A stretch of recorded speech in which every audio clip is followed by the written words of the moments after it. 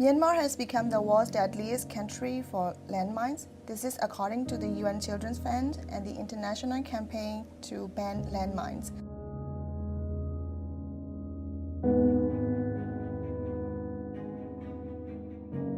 စစ်ဆောင်ဒေသခံတွေကလိုအပ်တဲ့ပစ္စည်းတွေပြန်ယူဖို့သူတို့ရဲ့ရွာထဲဝင်ကြတဲ့အခါမိုင်းနှင်းမိပြီးထိခိုက်ဒဏ်ရာရတာတွေလည်းရှိပါတယ်။ဒီမော့ဆိုမြို့နယ်ထဲမှာဆိုရင်လည်းစစ်ကောင်စီဘက်ကထောင်ထားတဲ့မိုင်းတွေရှင်းလင်းနေရတော့မယ်လို့ဒေသကာကွယ်ရေးတပ်ဖက်ကပြောပါတယ်။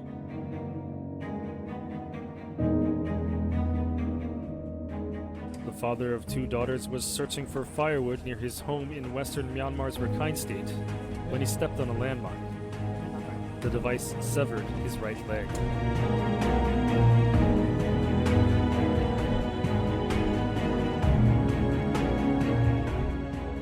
Gan ko myo ne ga bi tu de ha mye myau mai an de jaw le ya sat pyo bo akhat khe de jong ne yare lo deta kan de ga pyo ba de.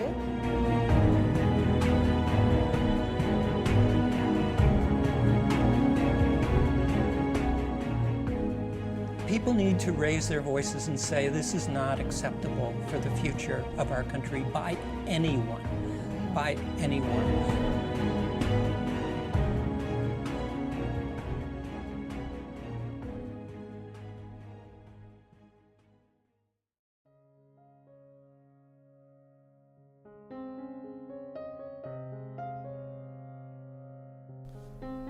In 2023, Myanmar reached an unfortunate milestone.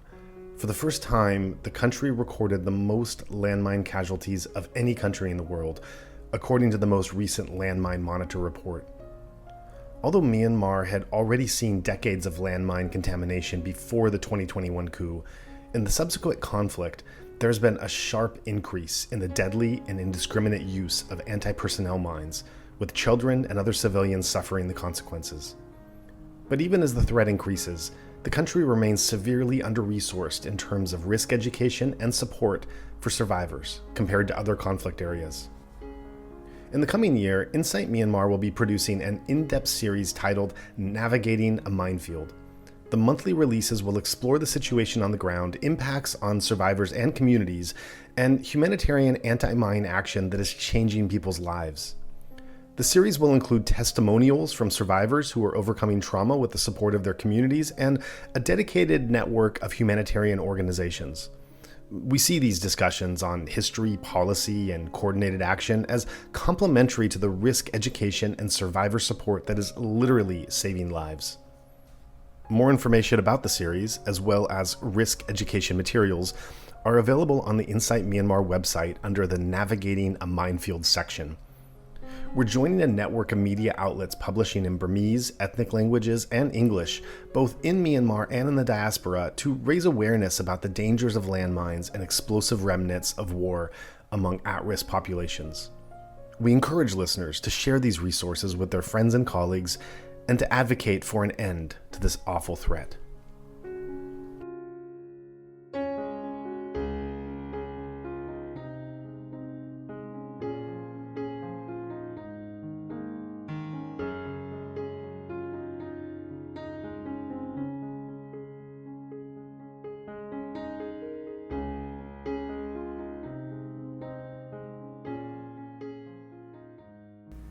IDP hardship. My name is Uni and I am 26 years old. I am originally from Chang'u Township of the Sagaing region. My family consists of my wife and 2 sons.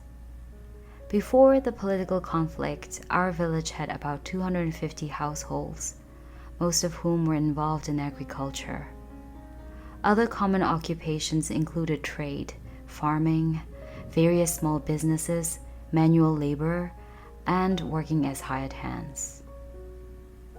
After the political situation escalated, the people in our village became divided due to differing political ideologies. These divisions led to threats and violence, and with families even resorting to armed conflict against one another. To the east and west of our villages are 2 other villages. Starting from March 2022, these villages have been occupied by military forces, and villagers who oppose junta forces have fled to nearby villages and fields for safety. My family, along with my parents, also took refuge in a nearby village, which we now refer to as a new IDP village. We were only able to take a few personal belongings that we could carry, while the rest of our household items such as pots, bowls, utensils, machineries, as well as farmland had to be left behind. Around 150 households are now living here in makeshift shelters. The junta force supporters, or Pusoti, in nearby villages have been taking supplies from the abandoned homes, burning houses, planting landmines along the roadsides, and engaging in violence with both small and heavy weapons. In addition, military attacks and the setting of landmines have been reported in other nearby villages. Before the political crisis, my family owned about 3 acres of farmland, and we were able to make a decent living from agriculture. However, since the conflict began, we are no longer able to work on our farmland, as it is now in the conflict zone. We've had to rely on providing manual labor for farmers in the nearby villages, since that's the only thing I know how to do for a living. My wife, with our youngest child, is unable to work outside, so she takes care of household chores like cooking, washing clothes, and caring for our child. Through this makeshift work, I earn about 10,000 kyat a day. However, work is not always available, and I only get around 4 to 5 days of work per week, which gives us a weekly income of about 40,000 kyat. This income is just enough to cover our health, food, and childcare expenses. My parents, who are also displaced due to the conflict, are unable to support us. On occasion, when we have enough, I try to send some food to my parents, who are staying near us. As the rainy season was approaching in January, we needed to repair the shelter where we were living. While cutting down trees along the roadside about a mile away from our village, a handmade landmine exploded, injuring both my father and me. I suffered severe injuries to my left thigh and body. When the explosion went off, my wife and the villagers rushed to our aid. They quickly took us to the hospital for treatment. During this difficult time, with already limited resources, the medical expenses became an overwhelming burden. We had to borrow money from relatives to cover the costs. While we were at the hospital, the village leader came to speak with us and gathered information about our condition. Later in the month, the village leader informed us that support would be provided for those injured by landmines. And the next day, I received 500,000 kyat as emergency support. With this support, we were able to cover the medical costs and treatment for my injuries. Not only did the physical injuries start to heal, but the financial relief also helped alleviate the emotional stress caused by the uncertainty of our future and the financial struggles in our family. The support we received during this difficult time has made a huge difference for my family. With my injuries healing and the financial burden eased, we are now able to live in better health and happiness.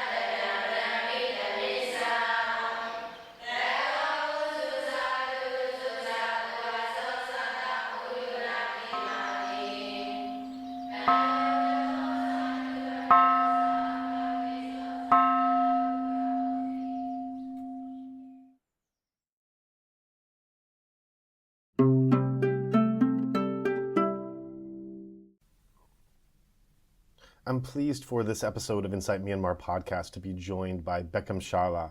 He is a former humanitarian mine action and area responsibility coordinator in Myanmar and was the country director for the Mine Advisory Group Myanmar, and worked there starting in 2016, worked there for several years, is now an independent consultant. And we will be talking about landmine contamination in Myanmar as well as the greater global context, looking at his time there, the previous decade, and into what we're seeing now several years into the conflict and past the coup. So Bekim, I want to thank you so much for joining us and being able to share your really remarkable expertise on this incredibly important subject. Thank you for having me, Joe. I'm very, very pleased to be here.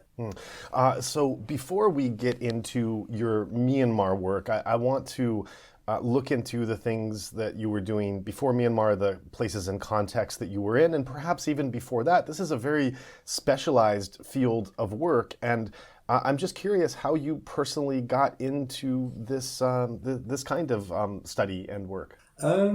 For me, it started at home in Kosovo, where I'm actually from, as part of the conflict in Kosovo, as part of the breakup of Yugoslavia, has left a lot of landmines, unexploded ordnance, cluster munitions, and also booby traps. Especially in my town as well, where I come from, there was a lot of contamination.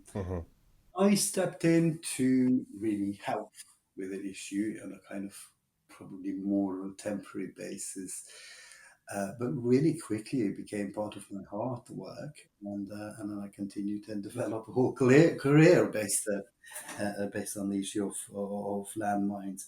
We really started by kind of investigating some of the incidents, and we have had a lot of incidents immediately, especially in that immediate aftermath of the conflict. As people were returning, there was a vast number of incidents, and part of my responsibility was really to investigate some of these incidents to see what have happened, how it has happened, and actually more about also the location of the incident. So, because a lot of that information used to help us with surveys and identify where the contaminated areas are.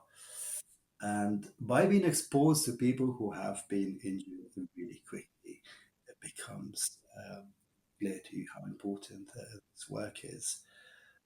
And then after working probably almost 2 years in Kosovo, then I moved with the organizations that I used to work then.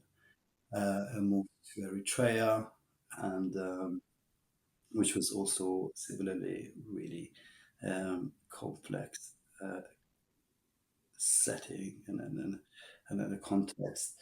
After Eritrea, I moved to Sri Lanka. Again, that was really mainly in support of ceasefire that we had there, and then later in support of one of my IDPs in the areas of origin. I have then moved to Lebanon. Lebanon was really mainly dealing with cluster munitions, and similarly Vietnam. Again, more of a legacy issue, mainly dealing with cluster munitions. South Sudan was mainly about landmines, again in relation to return of refugees from Kenya. But whilst I was in Vietnam, I was really closer to Myanmar and have been, following the situation in Myanmar really closely. And then with organizations that I used to work in, I was moved to Myanmar, and that's where I really started working in Myanmar in 2016. So that's really a wide range of countries that you went across exploring the landmine issue, starting from your home and how it was affected in Kosovo, very close to home, which brought you into the work, and then going into many different places and contexts before you got to Myanmar. And before we get to the Myanmar part of your story, I'm curious if you can describe like convergences and divergences of the landmine issue as you went across conflicts and countries and cultures. What did you find were commonalities that played into the use and the devastation of landmines, and where were there certain divergences or threads that you also identified? I think one thing is clear, that it has a limited military utility, and that civilians are the ones that suffer most. And generally speaking, most of the incidents happened as people return to areas that have been previously contaminated. These are the kind of two key trends. And then, of course, there's a lot of landmine incidents that are generated as people moving between different areas, or as people go about their livelihoods. So these are kind of commonalities between various countries that I have worked on. Whereas in areas where the contamination is a bit more of a legacy, and where is more where it's more of an issue that has been there for a while, we generally, in some of these contexts, there is lesser incidents, but nevertheless, as we've seen in Vietnam or even in Cambodia and so on, landmines can remain for a really, really long time in the ground, and 50 years later may injure somebody. So, yeah. Yeah, certainly. And I think that drawing upon your experience in Vietnam and Cambodia is really relevant before we get deep into Myanmar, both because this is in a similar region of Southeast Asia, as well as the fact that this is stemming from a conflict going back to the Vietnam War when they were laid, that continues to impact in a very devastating way those societies today. And I think that one can only imagine in the daily conflict being played out in Myanmar, when eventually this starts to get resolved one way or another, 10 or 20 or 50 years, as is the case down the line, what is doing now is having those reverberations. So in some ways, I wonder if Vietnam and Cambodia are kind of a test case or a forewarning of what we can look to in Myanmar. So in Vietnam, the majority of the contamination is a result of Vietnam War and its cluster munitions. Cambodia has both. There's the cluster munitions, but also has the landmines, and has really heavy contamination. And as you say, it's definitely a lesson for Myanmar on how long it can really take to clear landmines, and how long afterwards it has still a devastating and significant impact. In Cambodia, we just celebrated 30 years of clearance, but also at the same time we have just extended the deadline for additional 10 years on how long it's going to take us to clear them. And that's a really successful story. Cambodia is one of those contexts where it has had a significant international support. Most of mine nationalizations, the largest mine nationalizations, are based there. There's plenty of local initiatives as well that have joined the effort. And most of the donors have been really supporting Cambodia for a really long time. However, it is very clear that it's going to need at least another decade before we can start thinking of declaring it mine-free. In the other hand, in Myanmar, in contrast, it's at a very, very early stages. And this is one of the key reasons, one of my sort of personal as well as professional engagement is Myanmar, to really see if there's anything we can do to stop this trend, to stop another Cambodia or another Vietnam or another country which will take us such a long time to clear. And what we're trying to do on that is really by talking to parties to the conflict, to weapon bearers, and see whether we can do something different to what has been happening in other countries. Generally speaking, mine action comes in after weapons have fallen silent, and the security situation allows us to move in, or allows organizations to move in and start clearing. what we're trying to do in Myanmar is see if there's a way we can limit the use. So we have International Landmine Treaty, and has been obviously signed more than 160 countries now, which is great. But in Myanmar is not a signatory to the treaty.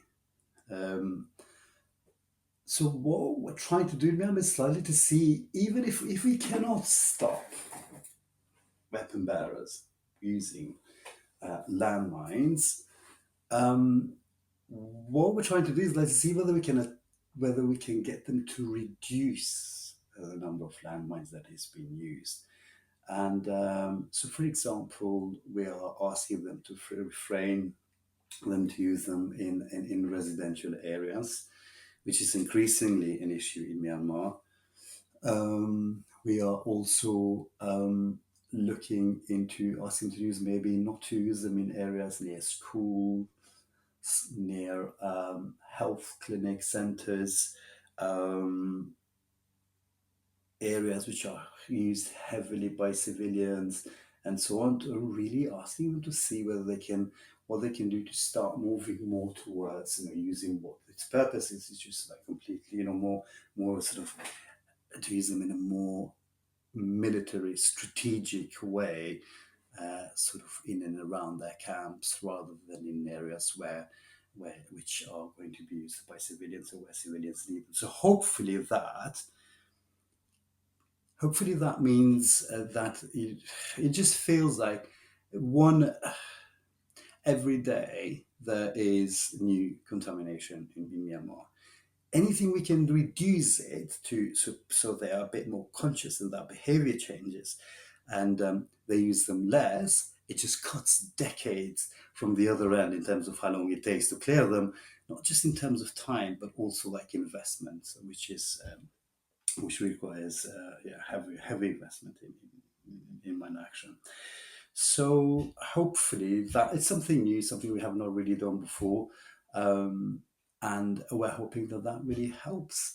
On the other hand, what we're also trying to do is demining is not allowed at the moment, but we're seeing whether, again, incrementally, whether we can ask to do some more in-depth surveys, see whether we can, if demining is not allowed, maybe we can use marking of hazardous areas, which would be a huge help for local populations returning, being able to see where landmines are, and knowing that perimeter is within that perimeter there's landmines. That visual observation and that visual sort of barricade would contribute significantly in reduction of landmines incidents.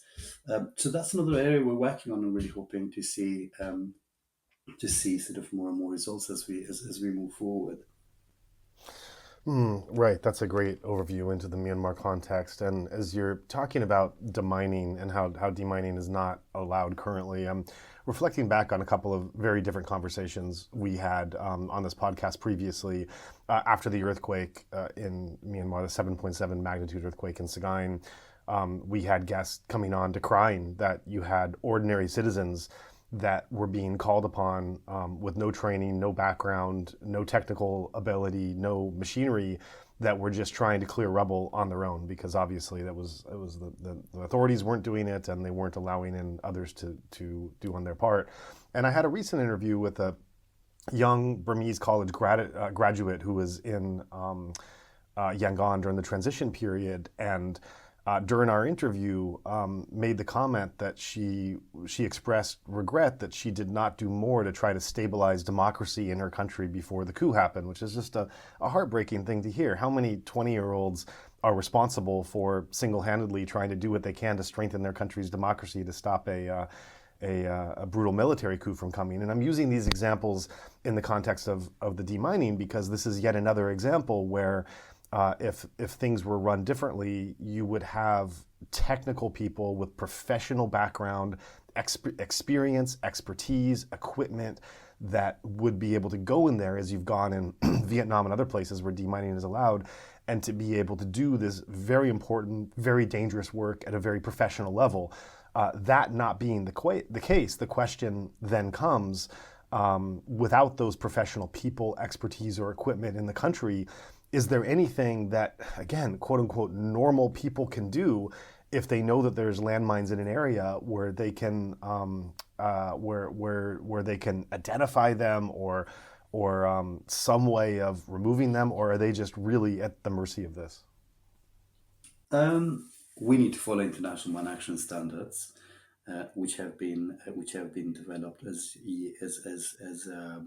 a result of years of work in this area. In contexts where there have been a local demining taking place, it is felt that that really helps. Reduce number of areas, and that means that there is less to be cleared in accordance to IMS, but that's really not the case. I think following international mine action standards is imperative throughout the world. And in Myanmar's context, although it's really tempting, we are seeing clearance by some of the actors locally.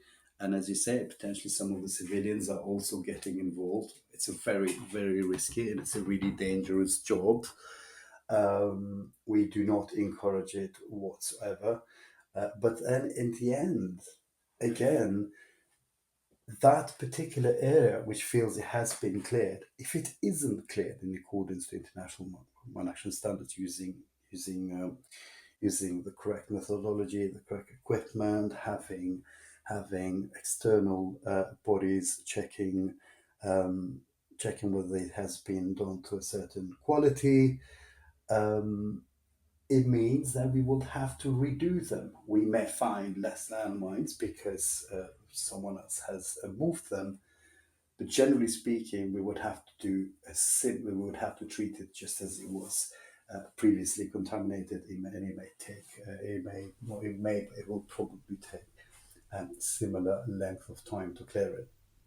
Now, we've been talking about the recent developments in Myanmar, and I definitely want to come to that because there's so much there that's happening right now that matters for how things play out later on. But I want to go back into the history, both your history in Myanmar as well as understanding some context into how we got to where we are now. Things are really bad in terms of landmine contamination now.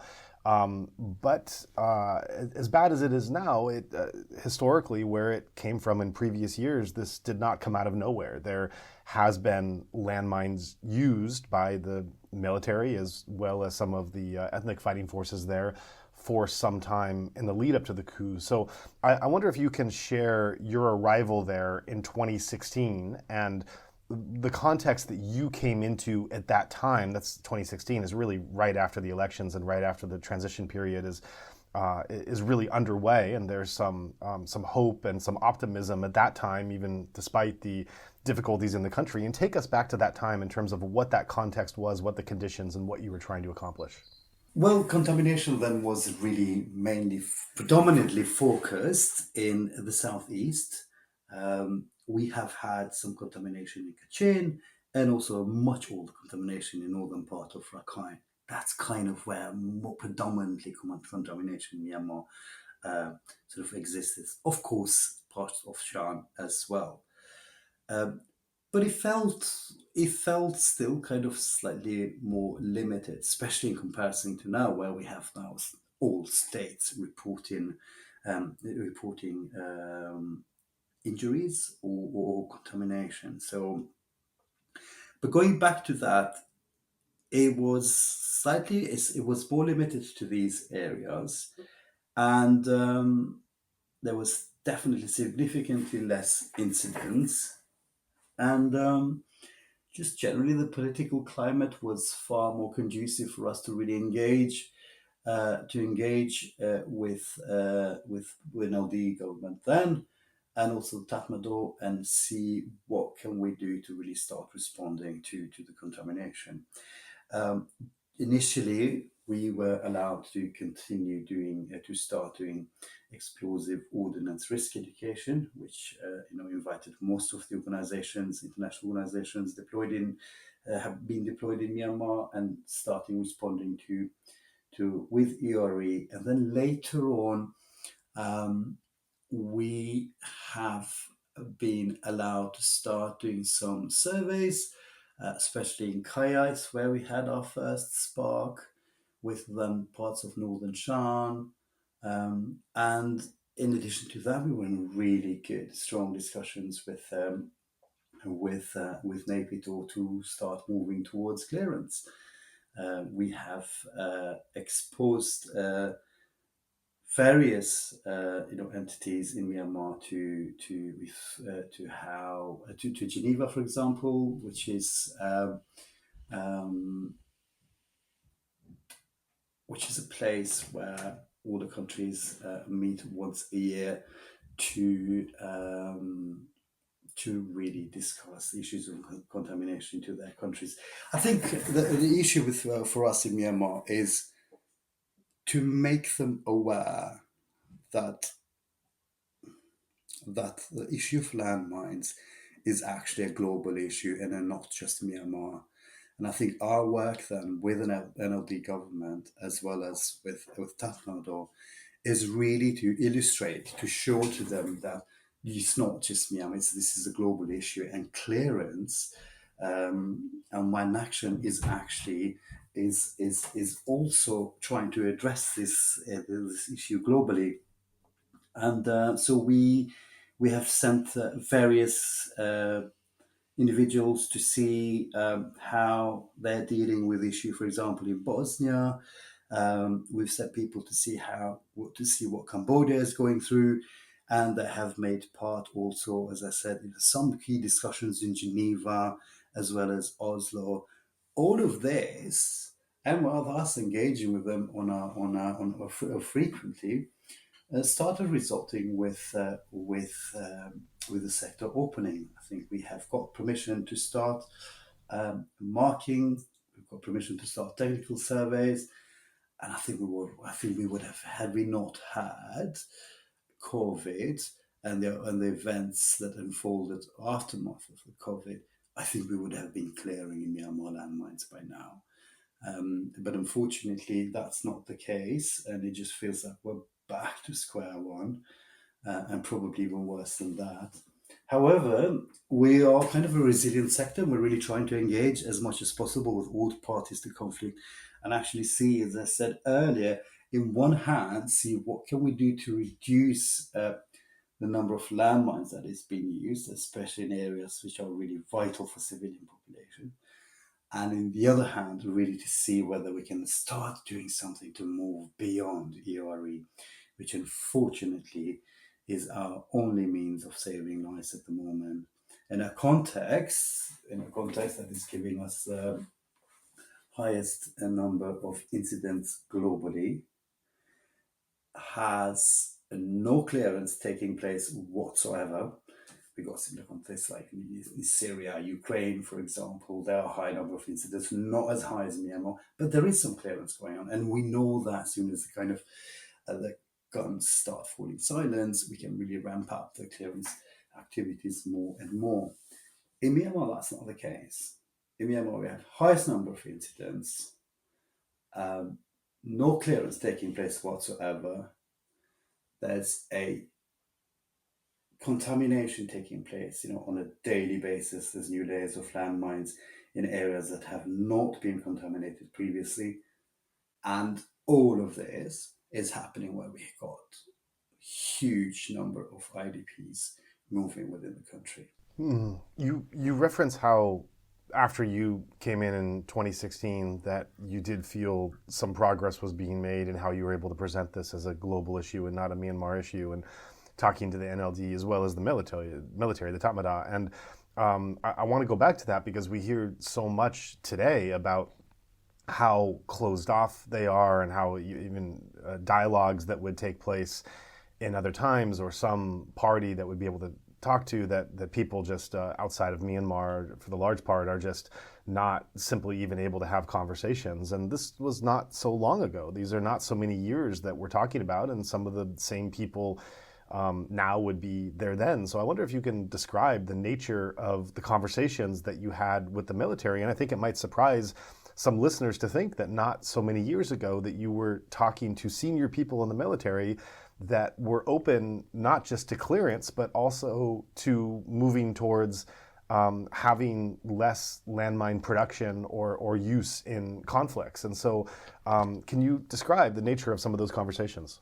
So we've had the right infrastructure in place. I think initially we have had a mine risk working group on the Ministry of Social Services. Again, it was great to be able to sit down with all organizations working in Myanmar, as well as the NLD government, and really discuss EORE and discuss operations in relation to EORE and so on. That is kind of a bit of a sort of foundational for us in terms of being able to engage with the government. Then later on, we started, because the military used to attend these meetings, and it was very easy to start engaging with them and talk to them more about the issue of clearing them rather than just provision of ERE. So it was still challenging. It was still difficult. I think one of the key challenges first, what we have learned then, it was that it was entangled into the peace process. It was the issue of landmines was quite cleverly sort of written on the ceasefire agreement that landmine clearance will take place in accordance with peace process. And for us, peace process was pretty far-fetched then. And what we really needed to do as a sector is see what can we do to remove it from that context and explain that it's more access issue, a life-saving issue, and a livelihood issue, and that cannot keep pace with the peace, is a really strong contributor to peace. So I think one of the first things that we did is really start removing it from that, from the peace discussions, and really started talking bilaterally to all parties concerned. And I think that really started sort of giving us a bit of progress. That allowed us now, in addition to this mine risk working group, which was really revolving around EORE only, has really allowed us to really push it a step further and start talking more about the more technical issues, which is the landmine clearance.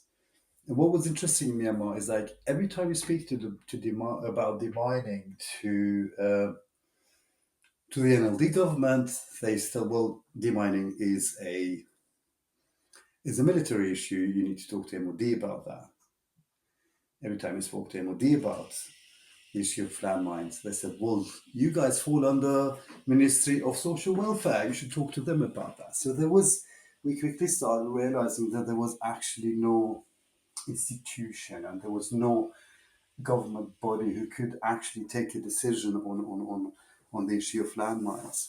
And then we've had a few workshops in Naypyidaw, bringing really countries that have had success on this, bringing countries that are dealing with an issue. And I think quickly there we have learned that Myanmar needed the National Mine Action Authority, and they would be the only ones that can actually approve the demining or approve full spectrum of mine action activities to take place. And that was actually a really crucial step for us. It's as a part of that process that we have been able to gain huge tractions with in terms of, and we've started placing some mine signs in areas like Shan and so on. So I think it was we were in a much stronger position than, as I said earlier. I think they really started visiting countries who share similar issues as Myanmar. But unfortunately, I think really COVID and the aftermath of the COVID events has really slowed us down. There is engagement now, but I don't think it's as direct. Previously, it felt very much that we were at the negotiation table with them, where it's not the case at the moment.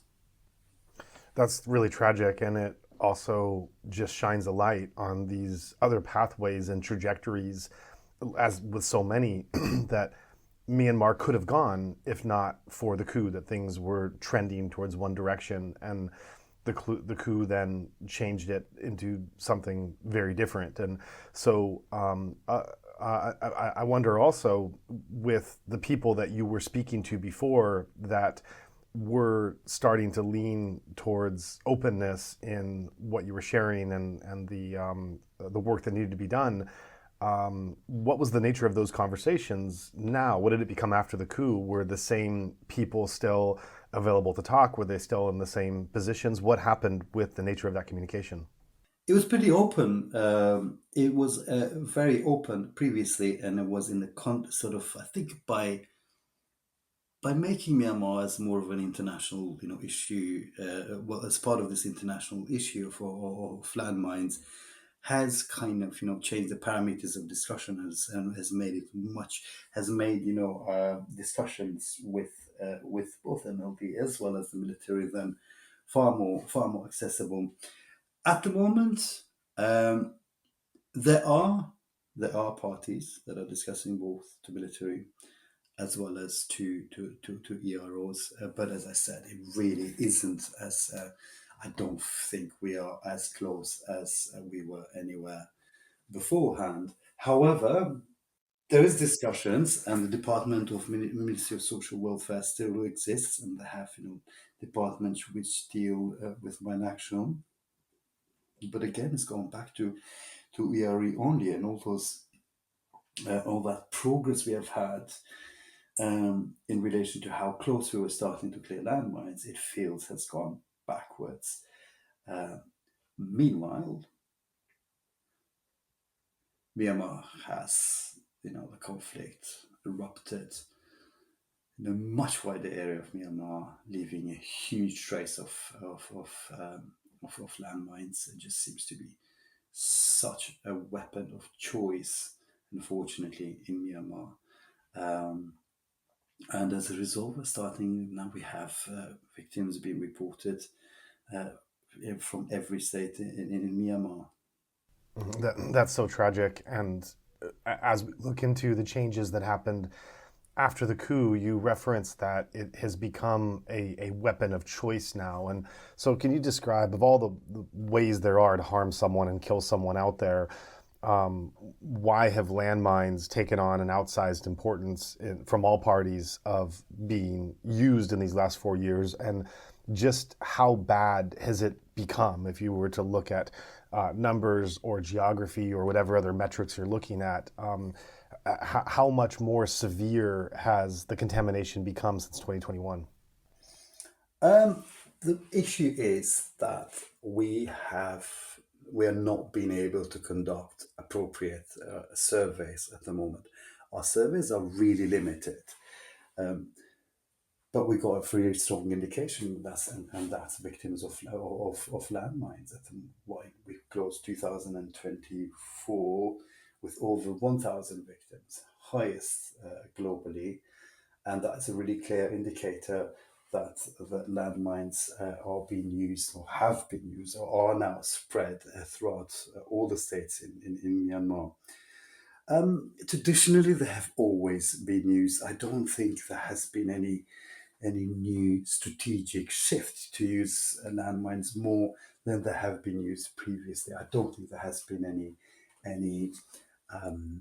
shift in that way. It's just that the sheer scale of the conflict is much larger now, covering a much larger territory, and as a result, that's bringing a lot more landmines.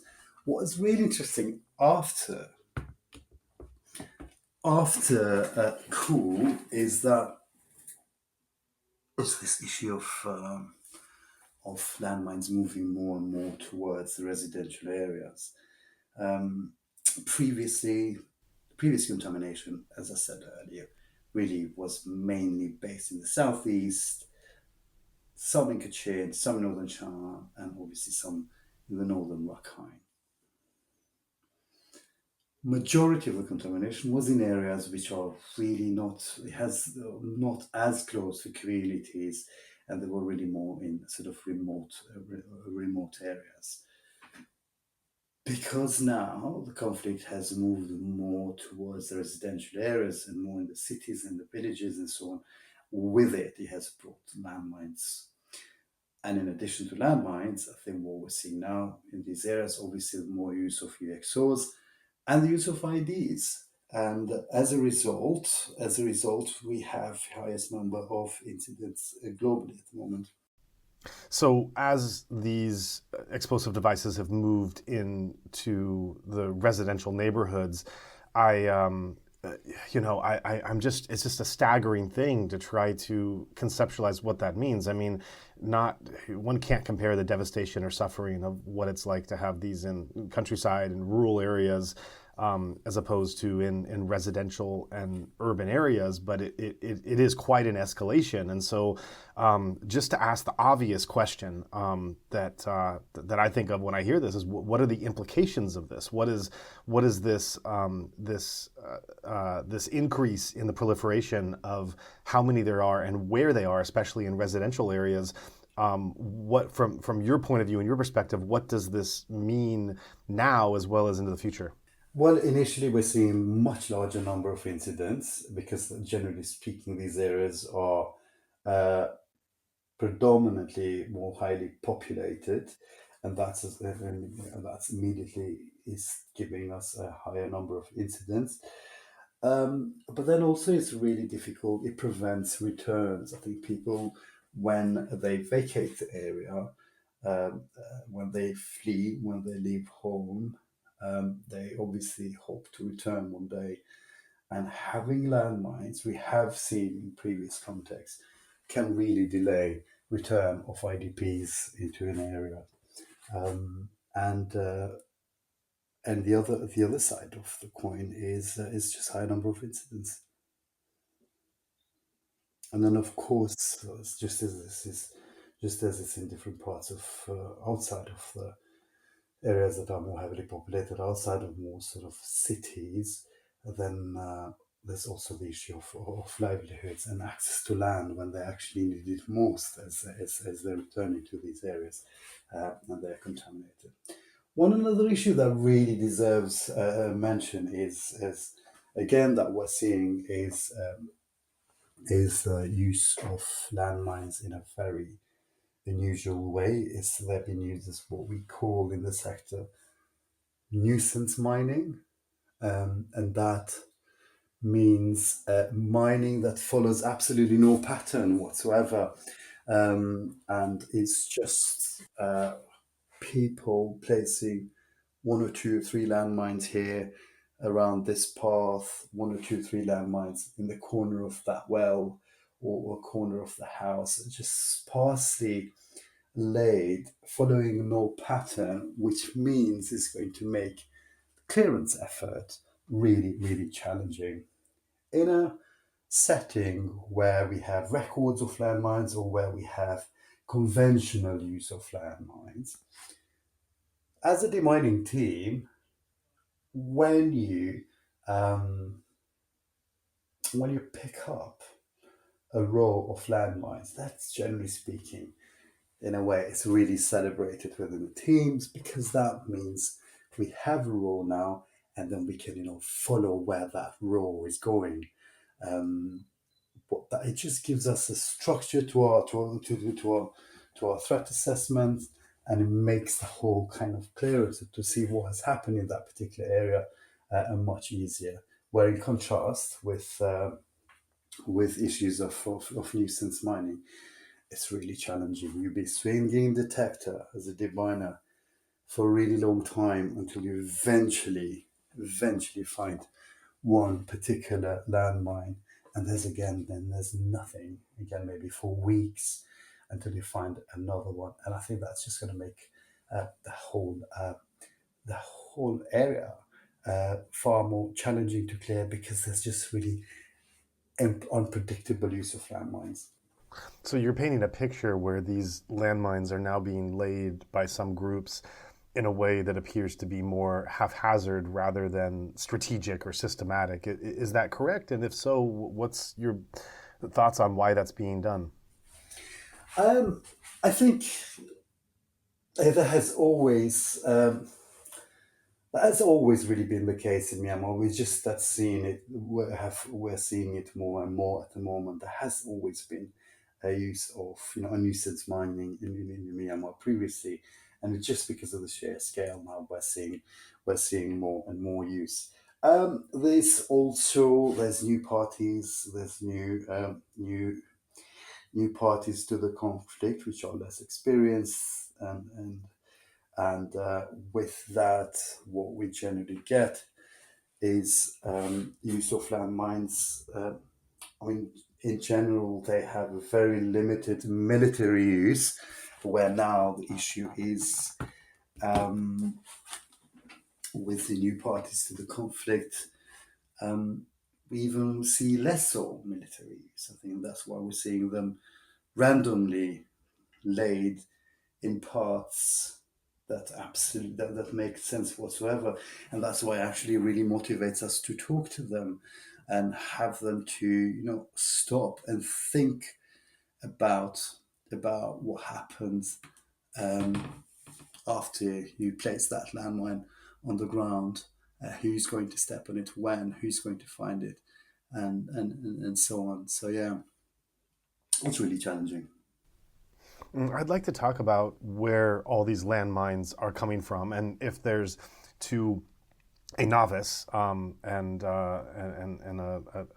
someone from a lay background interested in these types of explosives, of which I assume most of our listeners are as well, if looking at both the production of where they are, whether they're coming from a factory or to what degree this can some informal kind of explosive device can be made just in some small workshop or someone's home, as well as the difference in terms of the explosive capabilities depending on how it is made and what kind of devastation it causes. If you could just take us through the different production cycles and possibilities, as well as the proportionate differences in impact and devastation as well. I think all of that, what you mentioned, is really happening in Myanmar at the moment. But I think majority of the landmines are really produced in factories in Myanmar. That's why majority of Myanmar. And I think historically they're really good at it, and they've been doing it for a really long time. And that continues to date, unfortunately. We never really have any access to them, and we have never really had any kind of discussions. We do not have, but I think this is the other issue, is because we do not have clearance activities in Myanmar, we've not been handling so much of these items. We will know a lot more once we are being able to conduct surveys, and once we start clearance activities, once we start handling the items, we will be able to know a lot more in terms of how they have been produced, what explosive has been used as well, and we will also start learning more again on how to deal with the issue of nuisance mining and then the patents and where they're being used and so on. But at the moment, all of that is not possible because we are not being able to clear any landmines in Myanmar. There are areas where we can start clearance, and this is one of the issues that we deal on a daily basis. People, some of more of the skeptics telling us, how are you trying to stop people using landmines in the middle of conflict, and how are you trying to clear landmines in areas where there's conflict? There are areas which IDPs are returning, and potentially security is in a way conducible. So I think we need to be ready for that. We need to be able to respond really quickly, but we are not able to do that at the moment. And yeah, at the same time, as I mentioned earlier, As I mentioned earlier, we're not potentially trying to stop them using landmines because we know that's really difficult at this stage. That's what we really want to. That's our first message. But we're feeling that specifically in Myanmar, we're having really to follow a bit more incremental approach and really kind of engage in discussions in a way that does not shut the door on us, saying like, no, we need landmines, goodbye. We say, so that's what we're trying to do. It's like with this incremental approach, maybe not use them in residential areas, maybe not use them in areas, in parts which our civilians are using, maybe not near health facilities or school or objects or buildings that are of use to civilians. Yeah. And are you finding that those are conversations to some degree that even in this time of really increased conflict that you're actually able to have? Yeah, I think we are being able to speak some of them, and they're actually been really surprisingly receptive. Yeah, no, there are discussions ongoing, and they're being receptive, and so yeah, I think that there's definitely progress. What this also does, it really allows us. To. One of the issues we found out after the ceasefire agreement is we felt that we had started the discussion about permission to clear landmines quite late. And it feels now that if we keep talking to them at this stage, and if demining is not really allowed because of the security situation, because of the political situation, it still really matters to us because it gets our conversation ongoing. And then soon as the situation changes, then hopefully they'll have no more excuses to tell us, to cite excuses to cite on political situation or security situation.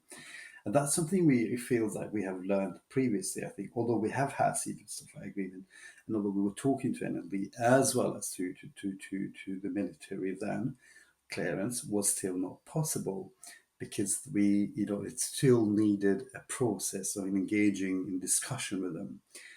And that's why it feels really important to do that now, whilst we're in the middle of the conflict, and start developing that conversation, try to see whether we can get some incremental gains in terms of maybe we can start marking, maybe they start using them less in certain areas. Maybe they start recording, or at least recording them where they're laying, so in future makes our demining a bit more easier. So yeah, hopefully this does mean that as we progress towards the advocacy, when things change and when peace comes, this legwork had been done, and that what means that we can really move into demining much faster than it would generally take us. Wow, that's just a small silver lining of otherwise bad news that we're accustomed to hearing as the conflict drags on. So it's just wonderful to hear that there are some open doors and conversations in an otherwise pretty bleak period. You reference how there are factories of the Myanmar military that has produced these landmines, continues to produce them now at increased rates. However, you don't know, because you haven't had access to that, you can't really speak on how they're being made and what goes into them. But what about the other side? What about the EOREs? What about the PDFs? What do we know about the landmines they're using, how they come to acquire or to make them, as well as their devastation?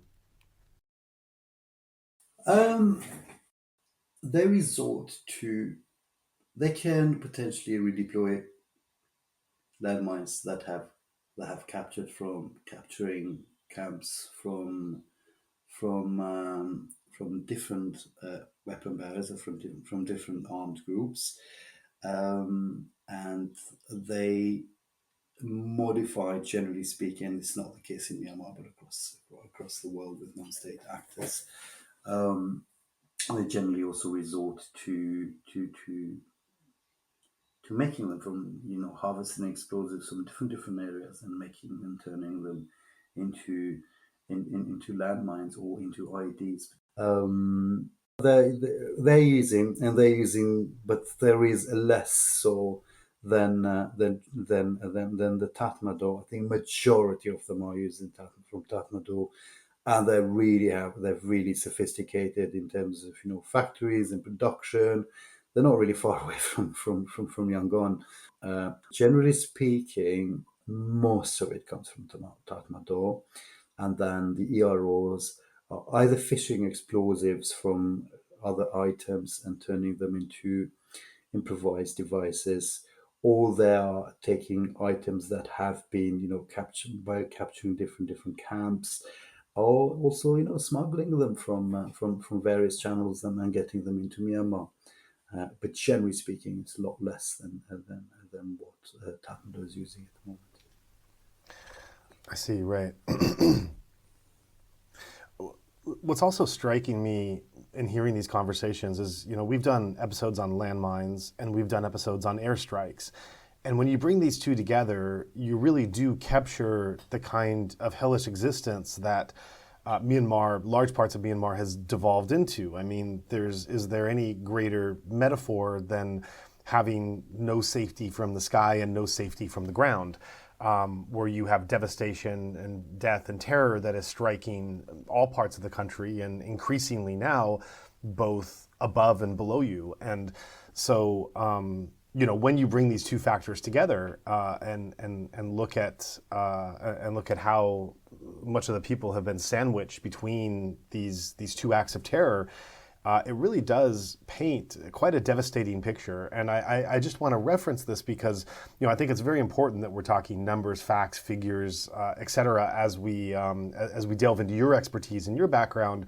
But I also think it's so important we don't forget that human element, and especially the not bringing the landmines out in a vacuum, but bringing them out in context where they, in the wider situation that we find in Myanmar, and just making sure that we emphasize what that human experience is like of these acts of death, terror, and devastation that are all around now.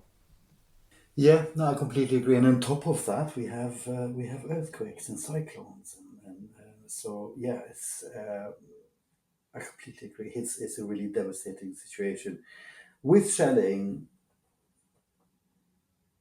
Obviously, that as you say, they're coming from the sky, and if the problem with it, we know at least a certain percentage of them do not explode.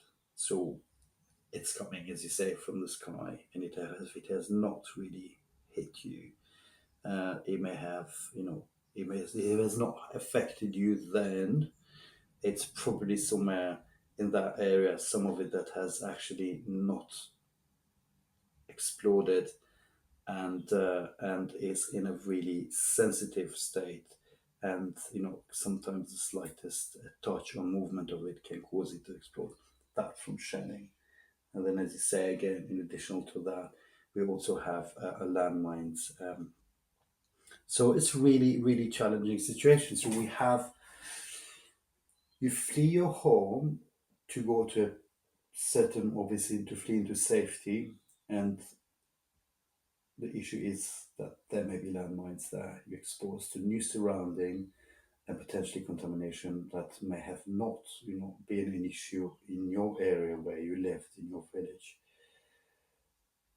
And then going back to your area, you find it that it has been now littered both with landmines and also unexploded ordnance. So I think the movement of people, the IDPs, are going to be the group that is going to generate the highest of incidents in Myanmar for the foreseeable future, unfortunately, as people move into new areas and all back to their own areas, and both areas being contaminated.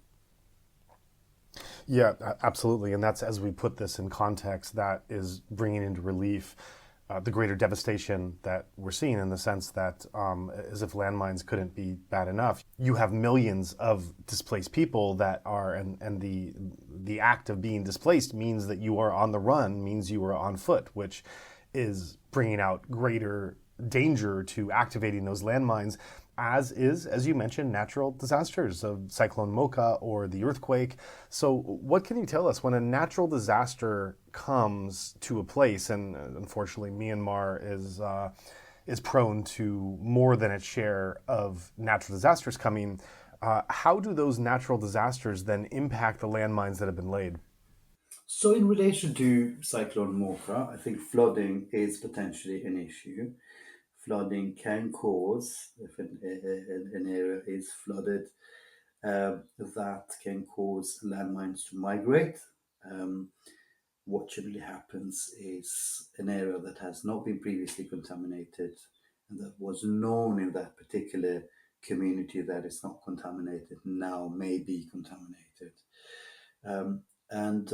What happens is what we've seen in other contexts. I mean, personally for me was in Sri Lanka in the aftermath of tsunami, when tidal waves have hit a number of army camps that were dotted along the eastern part of Sri Lanka, and all of them having landmines in their stores. It really did spread landmines and contaminating really large area of that part of Sri Lanka. So similar, so drawing on context like that, there's always a risk in Myanmar that we may see migration of landmines. What makes it a bit more challenging in Myanmar is that there are areas where contamination exists are not really well defined. We don't know them very well.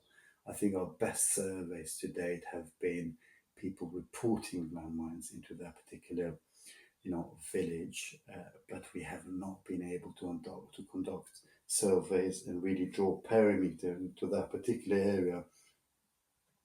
And and see how large that area is, and notify locals that from this tree to that tree down to the river bank, there's landmines,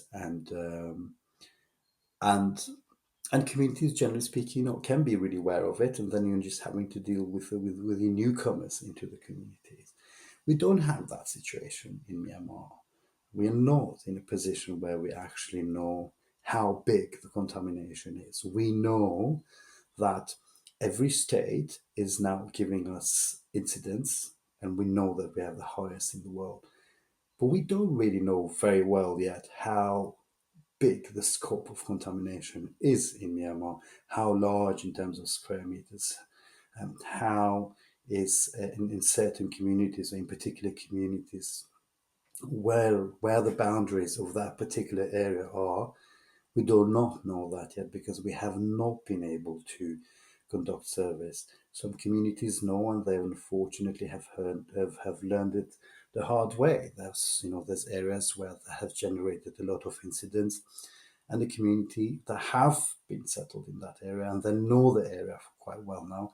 They know very well within that particular region or zone it's dangerous, and there have been incidents both involving human and as well as animals. And generally speaking, they do not go to these areas. But I think having them defined to know exactly how big they are and marking them really generally helps massively in terms of knowing where exactly the area is. And then if flooding happens, we can, as I said, it can move beyond these boundaries, but it generally always helps to know that we have had landmines in this particular area. This is the area where it was contaminated, and they may have spread it this way or that way. It just really starts potentially giving you indications where landmines may have traveled, depending on where the water has, how the water has traveled.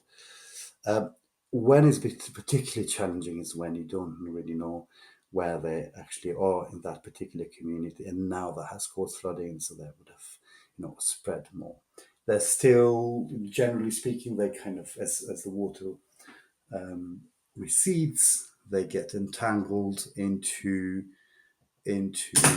rubble in different areas, and I think that's where most of the incidents happen, as people start going back and starting removing the rubble. They come across landmines. With earthquake, it's slightly different. With earthquakes, I think generally speaking, they do not travel very much. They either surface or they go further deeper into the ground. Earthquake in Myanmar has happened, in Mandalay, which is not really as contaminated as other parts of Myanmar. Still an issue, but nowhere as high a risk as flooding would cause in an area that is contaminated.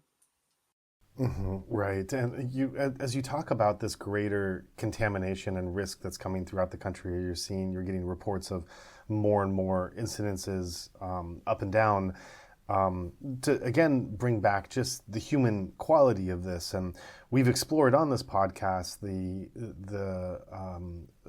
psychologically traumatic effects that airstrikes have caused. How the sounds of planes, which once signified some kind of exotic travel or something interesting, are now acts of terror, and these sounds can be very triggering, and everything that goes along with the airstrikes, the before, the during, the after part of it.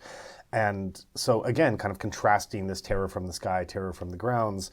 What have you learned about how communities can psychologically live their lives day to day while the risk of landmines, this unknown terror that could be at any moment, at any place, that could be triggered, that there's no guide to where they're being laid or how to really be safe for you or your loved ones?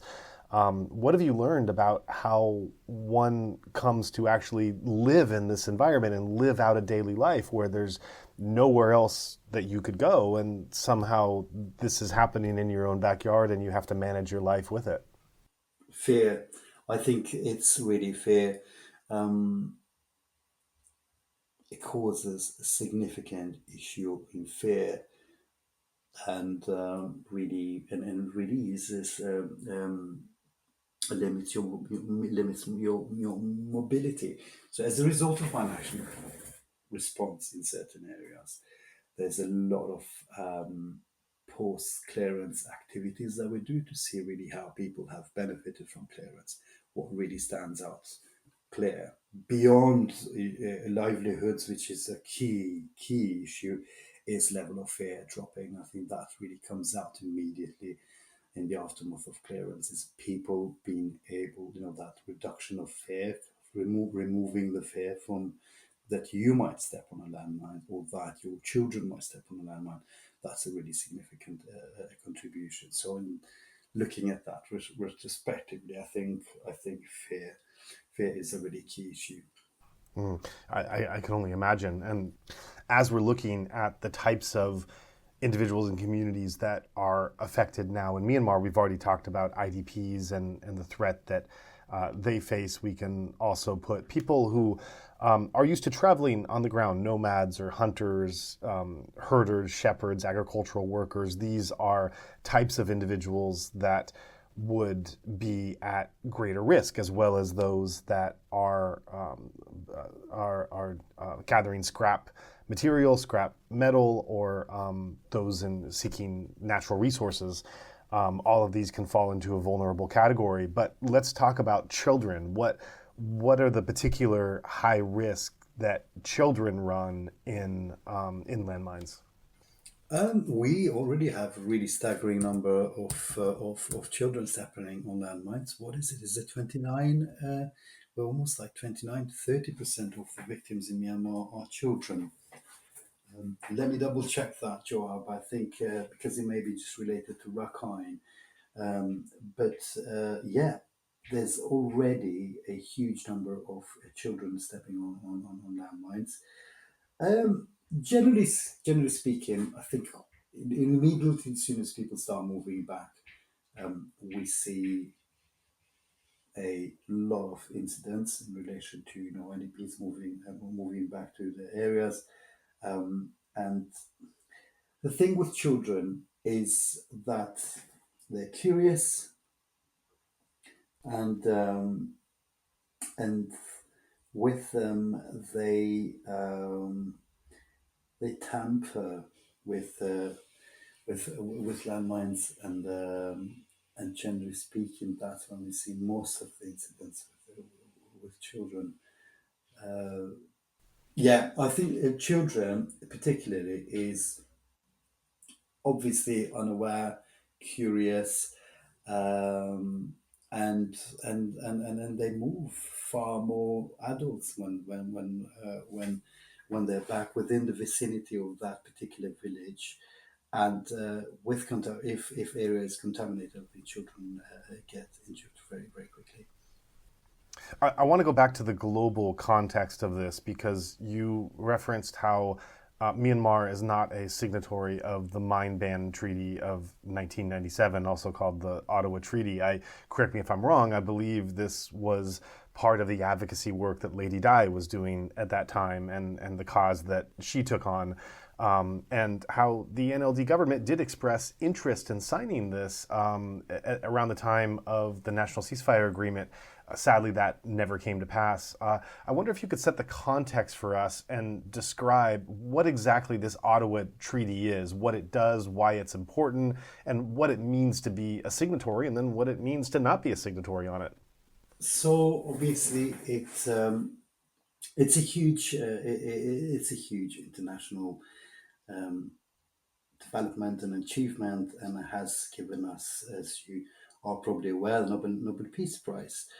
Over 160 countries have signed, which has been a tremendous progress to date, and it really stops the use, the production, the transport, and the stockpiling of landmines, and has been really, really successful. Unfortunately, things are changing now, especially here in Europe, where we have countries like Poland, Finland, Estonia, taking steps to withdraw from the treaty, undoing a really long effort that had been undertaken previously. Again, it feels like because it's happening in Europe, and they may have resources, they may have better resources in terms of clearing them in future, but still, it really is an alarming situation when it comes to treaty at the moment internationally, as we have these countries pulling out of the treaty. It just feels like it's devastating, really, for our sector to see these countries thinking using landmines again. I think we would be okay if they stick to anti-tank, but I think the anti-personnel use of landmines is going to create a significant issue, and makes our work in other parts of the world, like Myanmar and other countries, far more challenging. I can only imagine how much that would be the case. And you say how you're not able at this time to do landmine clearance or even assessment, demining, anything like that. And yet you're not entirely closed off. There are conversations that are happening. And so beyond those conversations, I wonder also if there is some range of activities that you're able to proceed with. For example, awareness of landmines or public service announcements that you're able to find ways to get in there, as well as that would be more the prevention and the and trying to limit the damage that landmines can cause, as well as then the after effects, those that have tragically stepped on landmines. What kind of healthcare or psychological treatment or therapy or prosthetics are also able to be provided in this kind of environment. Are there those other kinds of ways of engagement and activities which are permitted in some form now? We're getting really good at disseminating EORE messages or awareness campaigns. I believe we're reaching 500,000 people in Myanmar on an annual basis. We have international organizations that have moved in that are dealing with an issue. And we also have a really large number of local organizations who have really joined the effort and are doing really, really well, especially in relation to access to areas that are really challenging or hard to reach. So as a result, in that aspect, I think we're doing well, especially considering the challenges with the context. When the teams that deliver EORE rely on using visual aids like posters and so on, and sometimes they can be really challenging to transport across checkpoints. Access is a significant issue. However, despite of that, I think local organizations are managing, and some international organizations are managing to gain access. Generally speaking, in my personal opinion, I think in relation to EORE, we're doing really well. We're reaching 500,000 people. Hopefully, we have a bit of a momentum in trying to reach more. As hopefully we will be able to secure more funding. But it really is a really testament to organizations in Myanmar who are trying to work in to be able to reach 500,000 people in such a difficult context.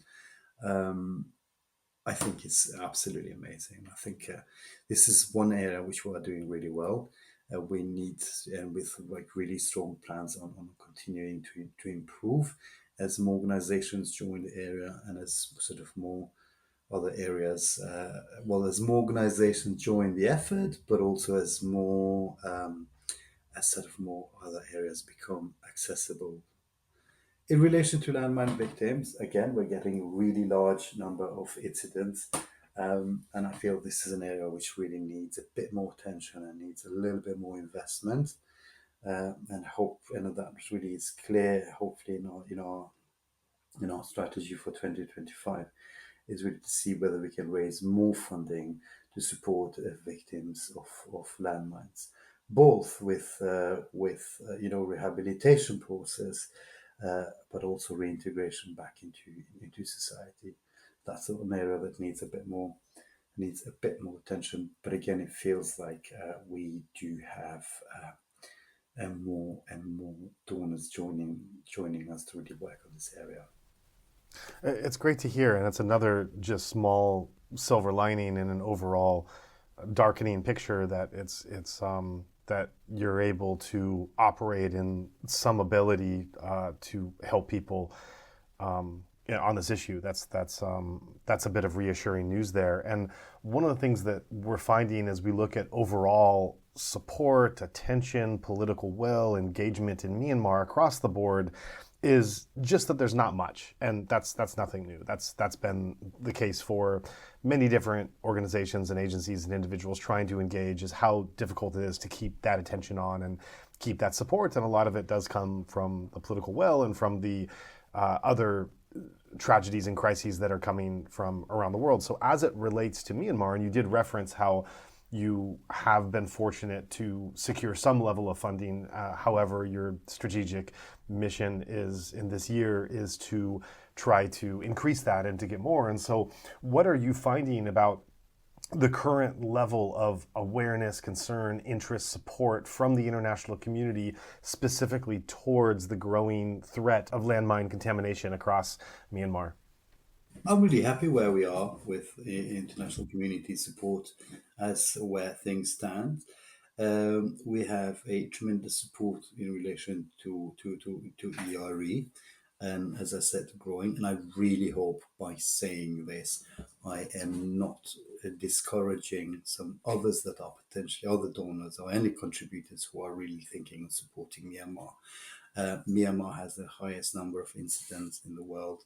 and the sector can definitely absorb more funding and be able to respond to areas that feel are slightly neglected at the moment. There are definitely areas, but generally speaking, it feels like, especially in contrasting with some other sectors, it feels like we're doing quite well in terms of reaching people in sort of the most difficult, most challenging context internationally to reach people. So we have been able to innovate on how we reach people. There's, we're using apps, we're using radio, we're using media, we're calling people on the phone, sharing messages, we're sharing leaflets, and so on. So it just feels like it's an area which we are doing better at the moment. And then same in surveys, because non-technical surveys and which really defines or sort of establish a perimeter of that particular dangerous area. Because they are not possible, we have been able to find other ways into starting to record contamination. Yes, it does not give us perimeter of that particular mined area or that hazardous area.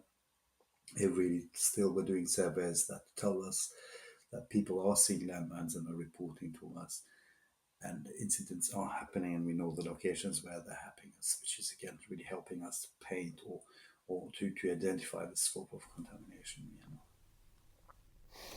Now, again, you've been involved in this work across many countries and many contexts, and so you have a bit of an institutional history in being able to see how these conflicts progress and post-conflicts and where landmines come into that. And so what, from your background in working in many other contexts and over large swaths of years and years after conflicts have ended, we're still in the middle of a conflict now in Myanmar, but are there lessons learned or signs of optimism or strategic ways of thinking that you have learned from your past encounters in other countries which you're trying to apply or would hope to apply or would hope to be able to just look at the long run of what's happening in Myanmar, which would give you signs of hope? We can bring the number of incidents, and we have a lot of international expertise and lessons learned now.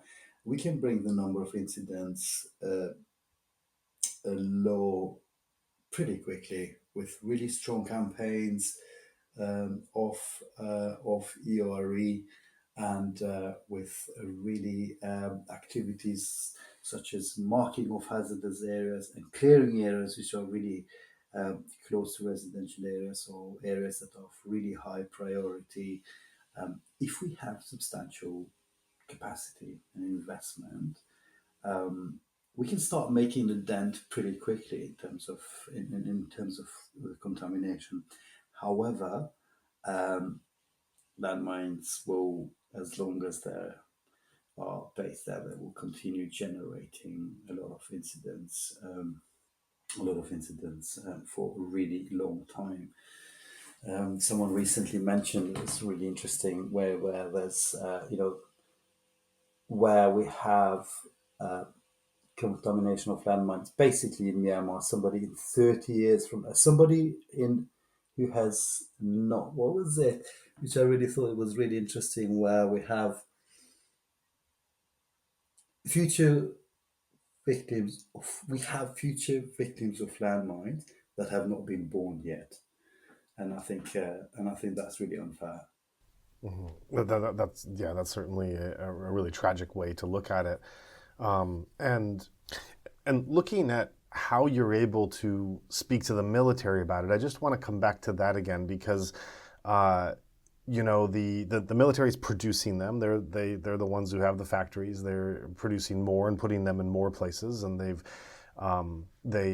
use it as largely as land denial as well as just simply placing where they're in regions they're engaged in. And infamously, they're known when they forget where the landmines that they planted are located, or when it might be planted by the opposing forces. They're infamous for taking villagers and marching them on places, on trails ahead of them to trigger those landmines. I mean, this is just a horrid image of the ways that they're abusing local civilian life there from landmines that are in the ground, as well as there have been reports that when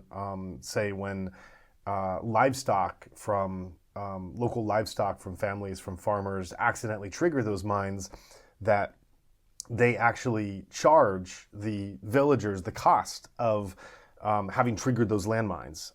And so in one ways, seeing this practice the military has done, and then hearing that there is an openness from some sectors of that same military to speak about and have an openness about the use of landmines, and that some progress is being made. I think that for some listeners that might strike as something of a disconnect. Although as we go deeper into the details, perhaps there's something there that can that can better explain that. So that's where I want to ask you.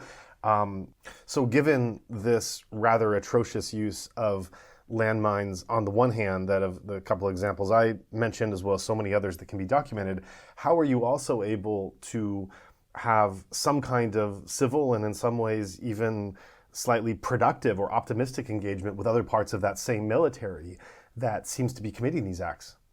Well, I think when the sector arrived in Myanmar, when organizations have, national organizations to deal, this issue of people being asked to pay for landmine that they have stepped on it feels slightly more of an older issue.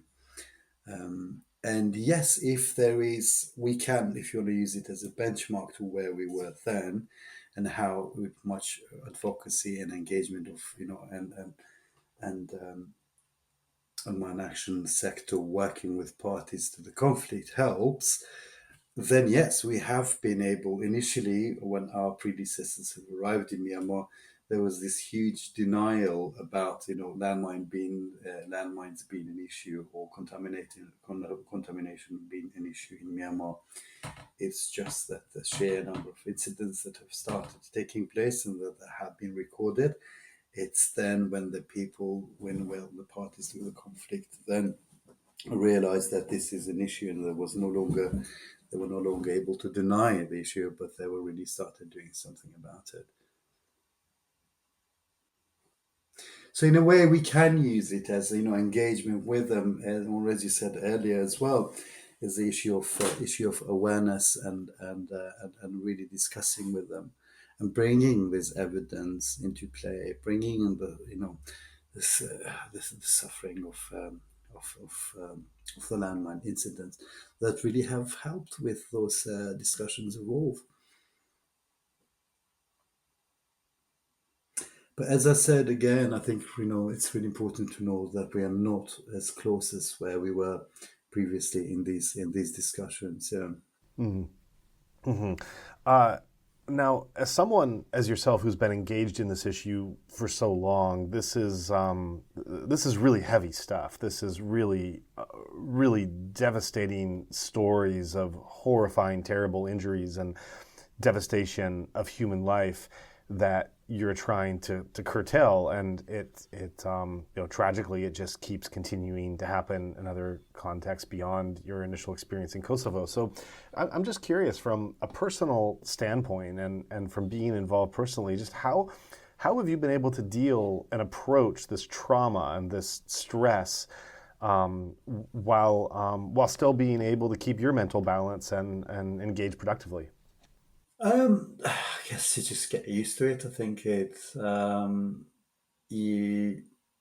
I guess with over years and years of experience, you sort of get used to it. But generally, head down, continue really working on operations and trying to be really as effective as efficient as possible at work.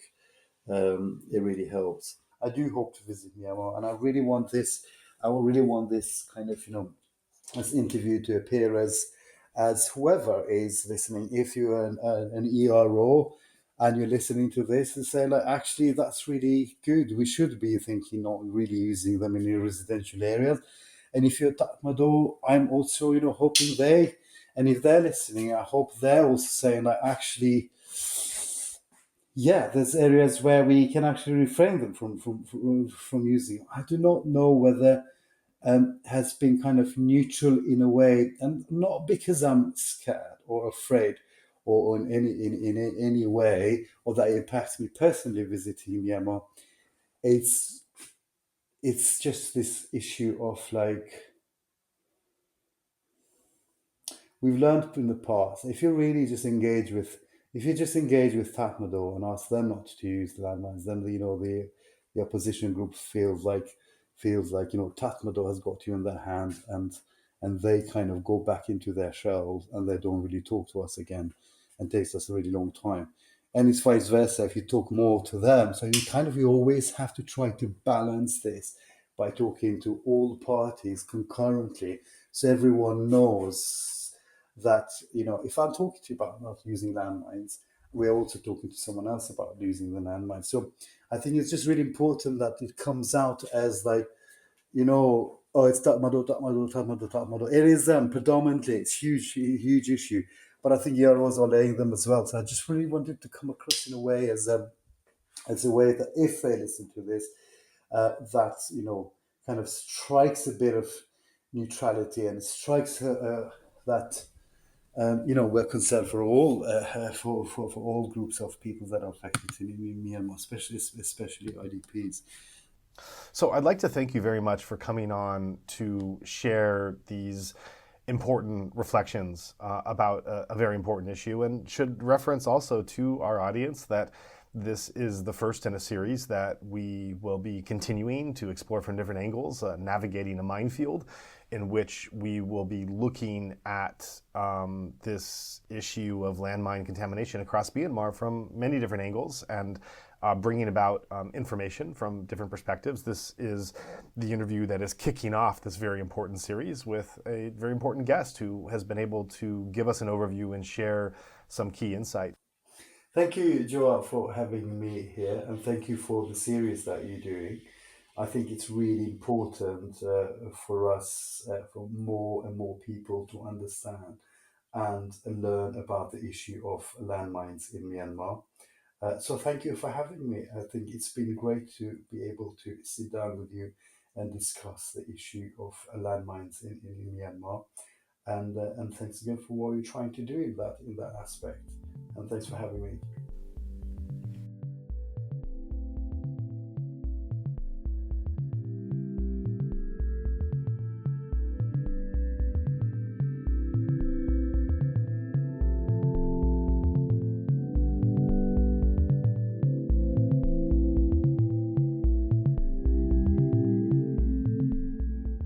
Thank you for taking the time to listen to this episode in full. If you found our guest story of value, please consider taking a further step beyond just being a listener and become an active supporter. Your contributions directly help us to continue to amplify voices from and about Myanmar, create more impactful content, and keep the conversation alive at a time when global attention is fading. Every donation, whether big or small, goes into producing more episodes like this one, sharing untold stories and ensuring they reach those who care. To learn more about how you can support us, visit insightmyanmar.org/donation.